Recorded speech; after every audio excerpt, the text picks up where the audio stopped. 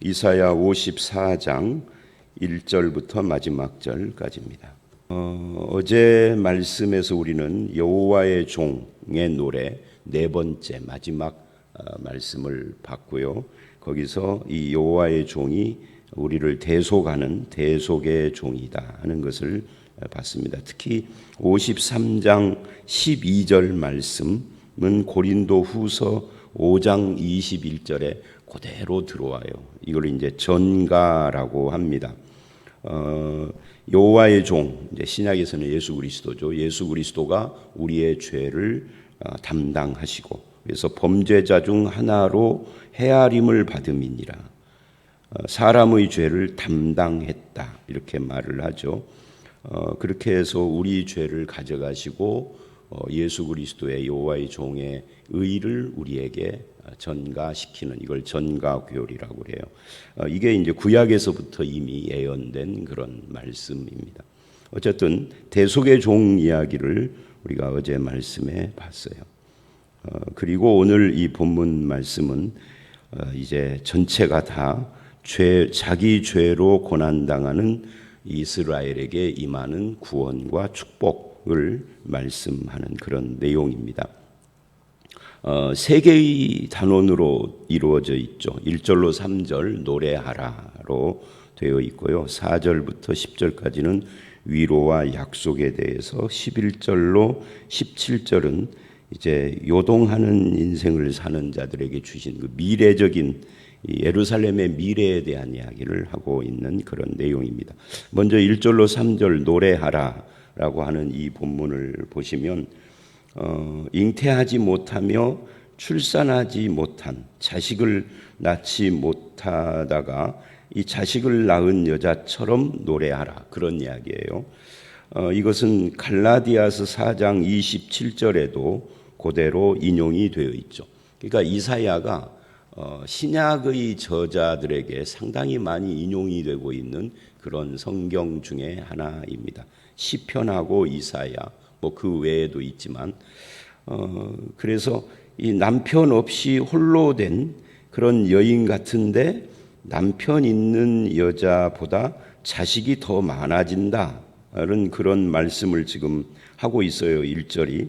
즉 이 말씀은 어떤 이야기냐면, 지금은 황폐하지만, 그래서 돌아갈 예루살렘이 황폐해 있는데 장차는 거기에 사람들이 많아진다, 이거를 이렇게 표현을 하고 있는 겁니다. 자식이 없는 여자 같은데 자식이 많아지는 것처럼 사람이 살지 않는 예루살렘에 사람이 많이 사라지는, 그러니까 현재의 상황에 대한 낙심을 하지 말고 희망을 품어야 한다 하는 것을 노래할지어다라고 표현을 한 겁니다.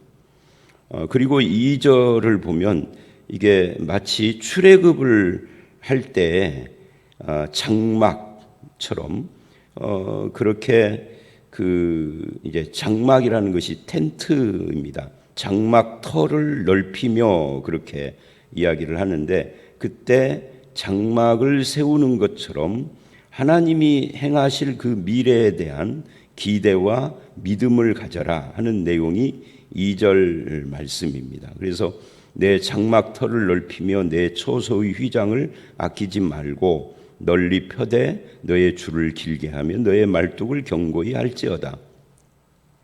그러니까 이 구절이 그 신약에서 사람들이 어떻게 잘못 쓰고 있느냐면, 여기서 장막터를 넓히며 초소의 휘장을 아끼지 말고 이것을 예배당 건축을 말하는 것으로 잘못 해석을 해요.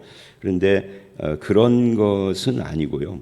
이게 이제 1절과 3절로 쭉 연계되면서 이스라엘이 현재의 상황이 어려워도 하나님께서 베푸실 새롭고 풍성한 그런 미래가 어떠할 것인가를 이야기를 하면서 2절과 같은 그런 기대를 가지고 이 3절을 보면, 이는 내가 좌우로 펴지며 내 자손은 열방을 얻으며 황폐한 성읍들은 사람 살 곳이, 그러니까 이스라엘이 완전히 멸망해서 성전도 완전 파괴되고 예루살렘 성도 완전히 무너지고 이스라엘 땅 전체에는 사람 사는 데가 없고, 사람이 산다고 그래도 그건 이제 뜨내기들이 좀 와서 살고 그러는 곳이었는데, 이제 완전히 그것이 역전되어져서 하나님께서 다 회복시키실 것이다 하는 것을 지금 말하고 있습니다. 그러니 너도 이제 믿음으로 응답하여서 현재의 자리에서 일어서라, 그런 이야기를 지금 하고 있는 겁니다. 그러니까 2절은 그 성들이 또는 그 장막터가 회복될 걸 말하고, 3절은 너의 자손들이 쫙 퍼져나갈 것을 이야기를 하고, 이런 이야기예요. 그래서 1절로 3절 전체가 회복에 대한 이야기입니다. 그걸 가지고 하나님을 노래하고 찬양하고 기뻐하라 하는 이야기를 지금 하고 있는 겁니다.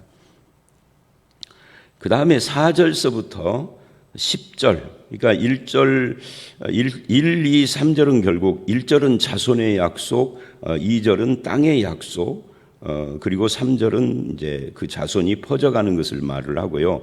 4절서부터 10절은 이제 위로와 약속의 말씀입니다. 뭐 4절 이하만 그러는 건 아니죠. 1절로 3절도 그걸 다 포함하고 있습니다만은, 바벨론, 이게 4절은 두려워하지 말라요. 1절은 노래하라고, 4절은 두려워하지 말라로 시작을 하죠. 이 문단을. 이 바벨론 포로된 이스라엘에게 가장 큰 문제 중에 하나가 두려움입니다. 두려움, 낙심, 이런 겁니다.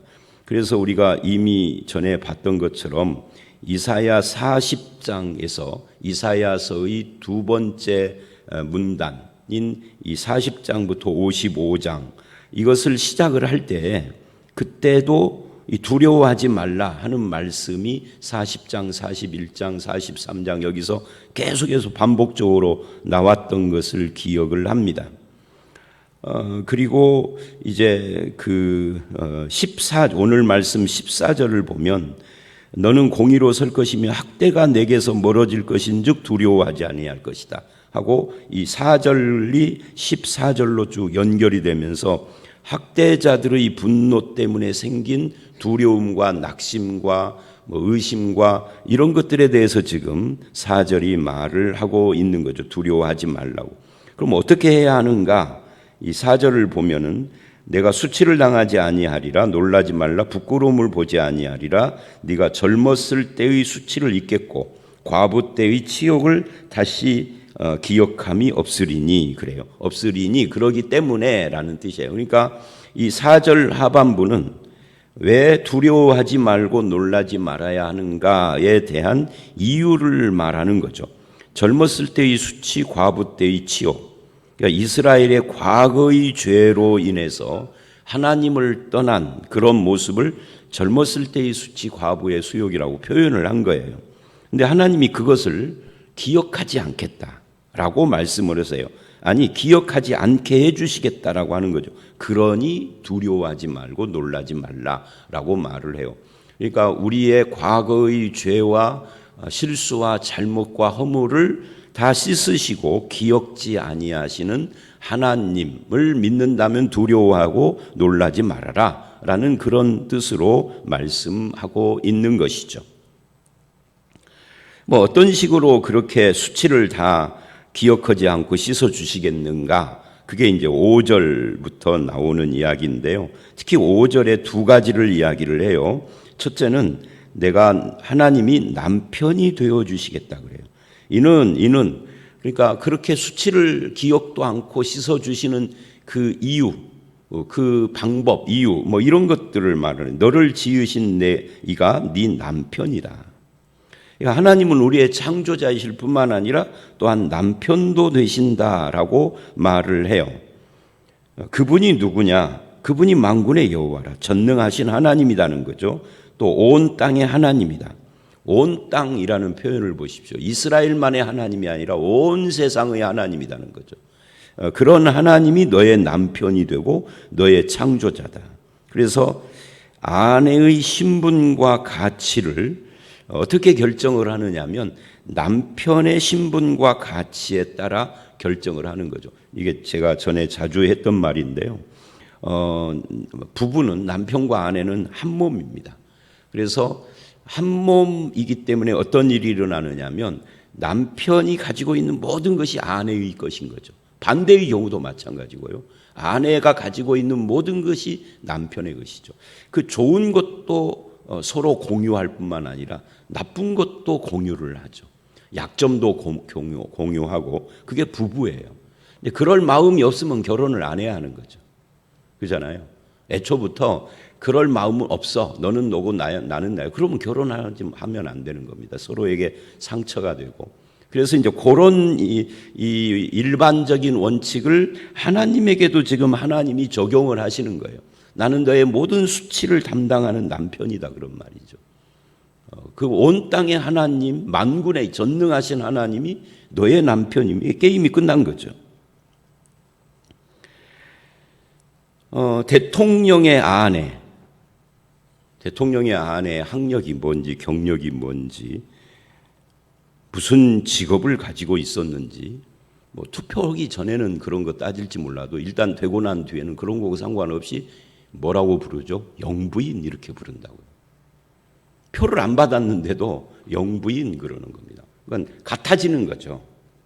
물론 어떻게 보면은 똑같지 않고 약간 좀 따라다니는 느낌이 들지만 그러나 어쨌든 같아지는 겁니다. 그런 의미에서 너의 수치를 씻어주고 기억도 않고 다 해결해 주시겠다. 그러니까 남편으로서 다 담당하시는 것을 말하는 거죠. 그 다음에 이 나의 구속자이신 하나님 이야기를 해요. 그래서 만군의 여호와시며 내 구속자는 이스라엘의 거룩한이시다. 이 구속자라는 말은 항상 값을 주고 사신 것을 말하는 거죠. 나의 가치는 어떻게 결정되느냐 할 때 이 구속할 때 어떤 값을 치르느냐에 따라서 나의 가치가 달라져요. 그러니까 예를 들면 내가 가지고 있는 목사님 은퇴할 때 그 성경책 저 주시면 안 돼요. 제가요 목사님 성경책 주시면 제가 이거를 드릴게요. 그러면 이것 드릴게요 하는 것과 이 성경책이 가치가 같다라는 생각을 하는 거죠. 같거나 아니면 더 높다라고 생각을 하는 거죠. 예를 들면 저한테 3년 된 무슨 좋은 고급 차가 있는데 이거 주시면 그 차 드릴게요. 그러면 이거하고 그것이 가치가 맞는데 제가 그거는 안 돼요, 집사님. 성경책을 어떻게 아무리 비싼 차라 해도 성경책을 그렇게 말하면 내 생각은 어떤 거죠? 당신이 갖고 있는 1억 가까이 되는 그 차하고 내가 갖고 있는 이 썩음 털털해 보이는 오래된 성경책하고 가치가 안 맞는다, 안 바꾼다. 이게 더 높다 그런 의미가 되겠죠. 근데 하나님은 우리를 구속하시기 위하여 자기 아들을 주셨단 말이죠. 그러니까 나라고 하는 가치를 적어도 자기 아들과 대등하게 생각을 하신 거예요. 그게 구속이에요. 그러니까 이게 엄청난 일인 거죠.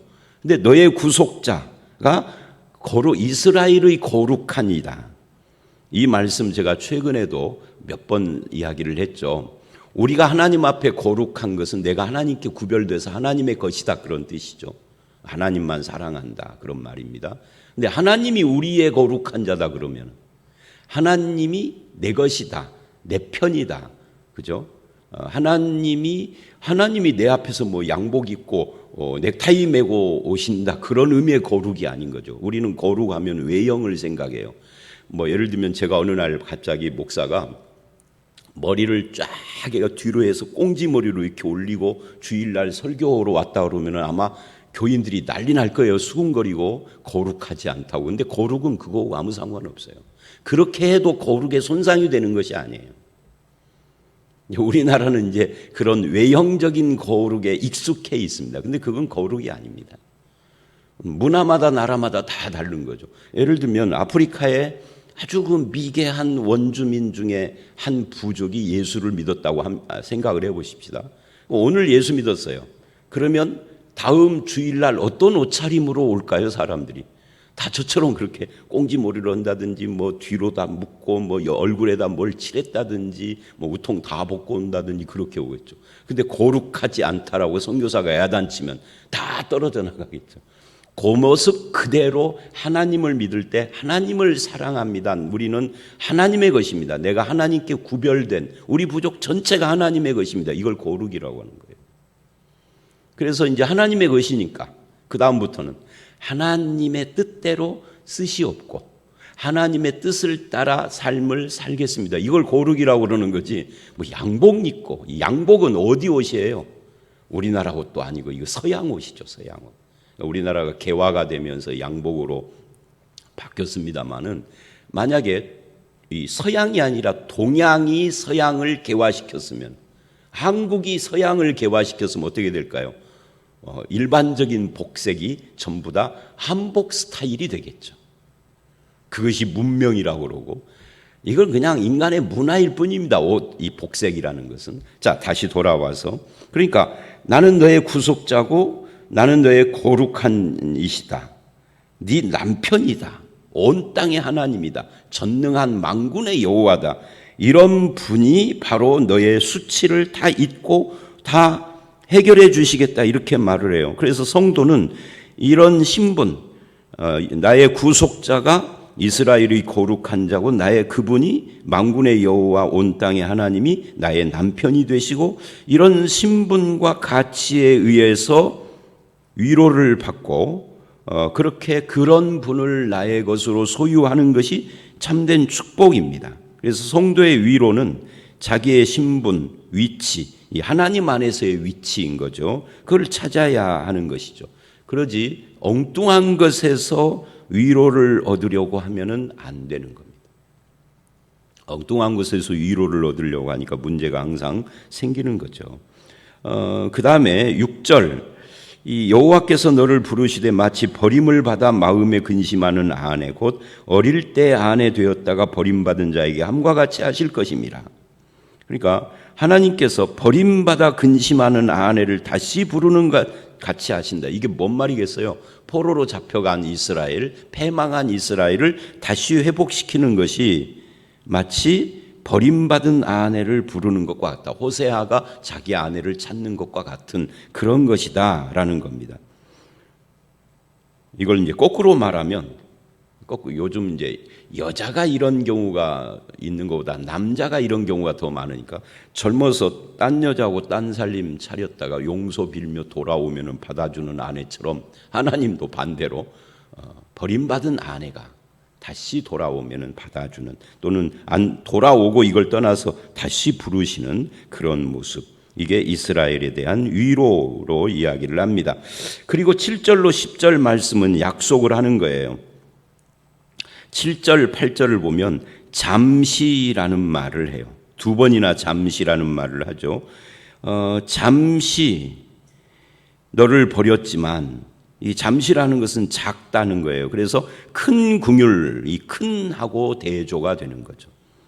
잠시와 큰, 작은 것과 큰 것으로 잠시 버렸으나 큰 긍휼로 모을 것이다.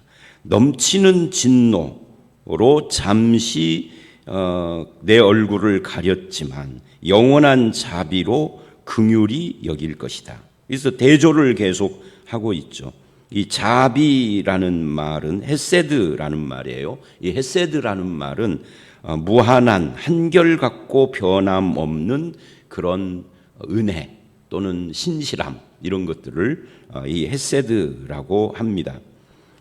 예를 들면 9절에 노아의 홍수 때처럼, 노아의 홍수 때 하나님이 다시는 물로 심판하지 않겠다라고 하신 것처럼, 다시는 하면서 맹세하신 것처럼 그렇게 너에게 큰 긍휼, 넘치는 영원한 자비, 긍휼, 이런 걸로 너의 그 잠시 버림받고 진노받은 너를 회복시켜 주시겠다라고 말을 해요. 그리고 10절 이렇게 말을 합니다. 산들이 떠나며 언덕들은 옮겨질지라도, 여기 지라도라는 말은 그런다 할지라도라고 하는 거죠. 차라리 산이 움직였으면 움직였지, 언덕이 움직였으면 움직였지, 하나님의 약속은 흔들리지 않는다, 그 이야기를 하는 거예요. 여러분, 산이 저절로 움직일 일이 있어요, 없어요? 지진이 일어나고 뭐 이런 거 아니고는 그렇지 않죠. 근데 산이 움직일 리가, 이 모악산이 갑자기 이제 뭐 김제 어디예요? 저 새만금 그쪽으로 옮겨갈 일은 없는 거잖아요. 그런 것처럼 산이 움직이면 움직였지 하나님은 그보다 훨씬 더 굳건하다. 그래서 나의 자비, 그리고 거기에 아주 중요한 표현 하나를 하죠. 나의 화평의 언약. 이 언약은 언약인데 그냥 언약이 아니라 화평의 언약이라고 그래요. 하나님의 언약을. 근데 이 나의 자비와 나의 화평의 언약, 이것은 떠나지도 않고 흔들리지도 않고, 산이 모악산이 흔들렸으면 흔들렸지 이것은 절대 흔들리거나 떠나거나 하지 않는다. 긍휼히 여기시는 하나님 여호와가 지금 말씀했다. 그래서 7절로 10절은 이 약속이에요. 하나님의 약속. 이 모든 약속은 제가 보기에는 전부 다 어디에 연관이 있느냐면 5절, 6절에 그 하나님이 남편이시고 구속자고 거룩한 자다 하는 것과 연관이 있습니다. 그분이 나를 부르셨다. 회복의 위로와 약속의 말씀. 그러니 뭐 하라는 거죠? 4절 두려워하지 말고 1절로 3절 노래하라 그 말이에요. 찬양하라. 그 다음에 11절서부터 마지막 절까지 이제 미래의 예루살렘 이야기인데 이 요동하는 인생을 사는 자들에게 주시는 말씀이에요. 불안하고 초조하고 평안이 없는 그런 그래서 11절 보면은 너 곤고하며 그러죠. 광풍에 요동하는 안위를 받지 못한 자여 그럽니다. 그러니까 이게 전부 다 곤고하다, 광풍에 요동한다, 안위를 받지 못한다. 이게 전부 다 흔들리는 인생을 말하는 거죠. 그러면서 내가 화려한 채색으로 내 돌 사이에 더하며 청옥으로 내 기초를 쌓으며 12절 홍보석으로 석류석으로 보석으로 이제 한마디로 말하면 황금 보석 꾸민 집인데 여기서 이제 우리가 오해하면 안 돼요. 이 황금 보석 꾸민 집이 실제의 집을 말하는 것인가 하면은 그건 아닙니다. 예를 들면 계시록 21, 22장에도 이와 유사하게 이보다 훨씬 더 자세하게 황금 보석 꾸민 집이 나오는데 이걸 가지고 기독교인들이 오해하는 부분이 뭐냐면 천국에 가면은 진짜 황금 보석으로 꾸민 진짜 하우스 집이 있다라고 착각하는 거예요. 성경을 잘 읽어보면은 이게 하우스 집을 말하는 것이 아니라 하나님의 백성들 자체가 그렇게 영광스럽게 변하는 걸 묘사하고 있는데 그래서 어린 양의 신부의 모습이라고 확실하게 2번이나 이야기를 하는데 사람들은 자기가 보고자 하는 것만 보기 때문에 그건 넘어가 버리는 거죠. 그리고는 그냥 상상도를 그리는 거예요. 황금보석 꾸민 집. 그래서 어떤 것까지 나오죠?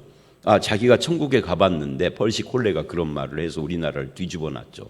거기서부터 이장님 그 다미선 교회가 나온 거예요. 뭐라고 그랬느냐 하면 천국에 가봤더니 예수님이 아직 못 오시고 있는 재림이 늦춰지는 이유가 뭐냐, 워낙 황금보석 꾸민 집이 워낙 크고 거기에 살 사람도 많아서 황금보석을 지금도 다 생산해내고 있는데 아직 그 황금보석들이 이게 재료가 아직 모자라서 다 못 지어가지고 완성이 안 돼서 뭐 이상한 헛소리가 아니라 이단적인 말을. 천국은요 예수님이 이 땅에 오시기 전부터 이미 완성되어 있는 것입니다. 미완성 이딴 건 없는 겁니다. 성경 어디를 봐도 그런 건 없어요. 근데 계시록 21, 2장을 오해해서 그러는 거예요. 그래서 어린 양의 신부인 우리의 모습을 말하는 건데 자 여기서도 황금보석 꾸민 집 같은 그런 비슷한 이야기를 해요. 근데 여기서 우리가 눈여겨봐야 할 것은 내가 할 것이다 라고 하는 하나님의 의지의 선언입니다. 그러니까 이 말씀 결국 11, 12절은 예루살렘을 다시 세우겠다라는 하나님의 의지, 계획을 말하고 있는 거예요. 이 예루살렘을 다시 세우는 것이 미래에 예수님 재림하실 때 하나님의 백성들이 완성되는 새 예루살렘 성으로 연결이 되는데 그것은 하우스가 아니다. 성을 말하는 것이 아니라 성으로 묘사된 상징, 은유 뭐 이런 식으로 표현된 하나님의 백성들의 회복을 말하는 것이다. 그래서 하나님의 백성들의 영광스러운 미래의 소망에 대하여서 이렇게 황금보석 꾸민 집으로 묘사하는 거예요. 그래서 뭘 하려고요? 그러니까 불안하고 초조한 삶을 살지 말아라. 하나님의 자비로 주어질 영광을 소망하며 믿음으로 살아라. 이 말을 하고 싶은 거죠.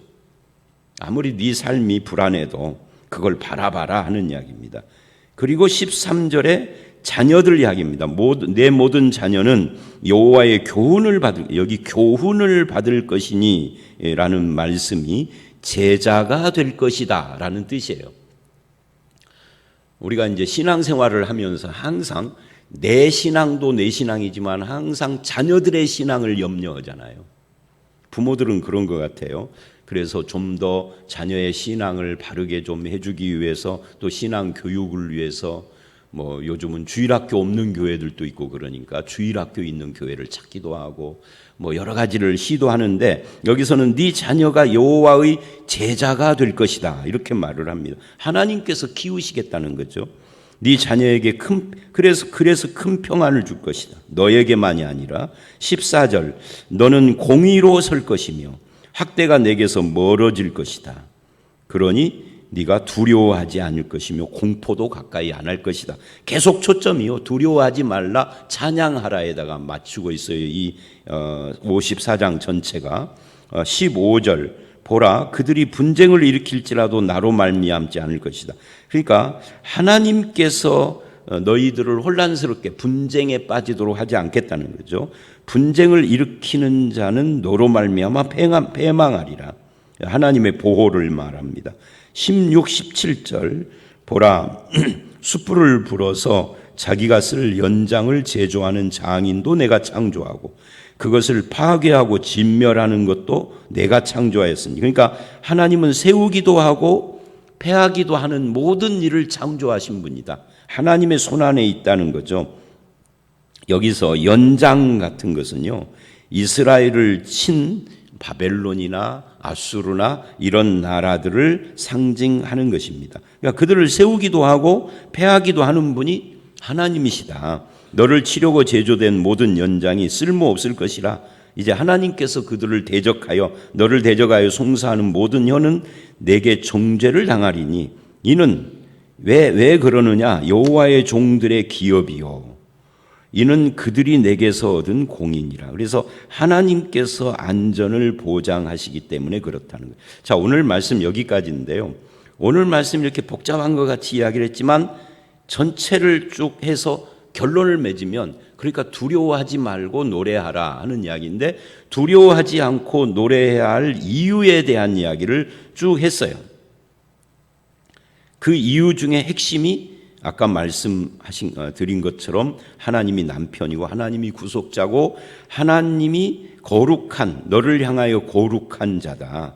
그분이 우리를 다시 부르셨다. 이걸 근거로 해서 두려워하지 말아라. 네 자녀들도 하나님이 제자 삼고 양육할 것이다. 그러니 두려워하지 말아라. 이런 이야기를 쭉 하신 겁니다. 여러분, 이제 우리도 신앙생활을 하면서 두려워하고 흔들리고 낙심하고 요동하는 때가 있어요. 그럴 때마다 어디서 문제를 해결해야 되죠? 하나님이 누구신가에서요. 그럼 하나님은 누구신가를 어떻게 우리가 알아가야 하죠? 말씀을 통해서. 그래서 하나님의 말씀을 통해서 하나님을 알고 알아진 하나님 앞에 기도로 고백하고, 그리고 그 기도의 결론은 항상 낙심이 아니라 찬송과 두려워하지 않는 담대한 믿음으로 서는 것입니다. 그렇게 우리의 남은 인생 살아가는 저와 여러분들이 다 되시기를 주의 이름으로 축원합니다. 함께 기도하겠습니다. 하나님, 노래하라, 낙심하지 말고 두려워하지 말라, 수치를 당하지 아니하리라. 버림받아 마음에 근심할지라도 이제는 낙심하지 말고 잠시 버렸으나 큰 긍휼로 너를 모을 것이라 라고 말씀하시는 하나님의 자비의 말씀, 화평의 언약의 말씀을 들었습니다. 우리의 구속자요 거룩한 자요 우리의 남편 되시는 그런 하나님, 그 하나님을 우리가 의지하고 항상 두려움 대신 기쁨과 찬송과 하나님께 영광 돌리는 삶을 살게 하여 주시옵소서.